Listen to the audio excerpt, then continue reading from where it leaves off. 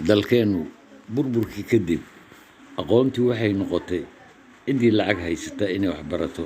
Agoonta iyo danyarta waxaa u istaagay macallimiin Soomaaliyeed oo hogaaminaya Macallin Xuseen Kaafi ee bara ka ahaan jiray dugsigii sare ee bartamaha ee magaalada Muqdisho. Macallin Xuseen agoontii iyo danyartii wuxuu u abuuray taakulayn inay wax bartaan ee la dhaqaaleeyo lana xanaaneeyo.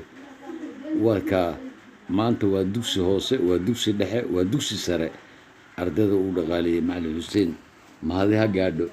Haddaba hay-adaha noocaasa waa hay-adaha loo baahan yahay ee dhalinyarada Soomaaliyeed mutacalimiinta aasaasay, waa hay-adaha loo baahan yahay ee danyarta loo aasaasay, waa hay-adaha loo baahan yahay in la taakuleeyo, in la garab istaago.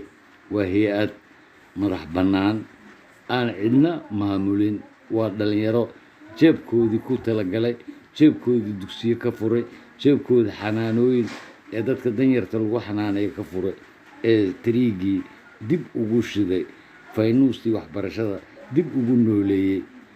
waa macallimiin mudan in la xuso. Macallin Xuseen Kaafi khayr allah siiyo iyo macallimiinta la jirtaba.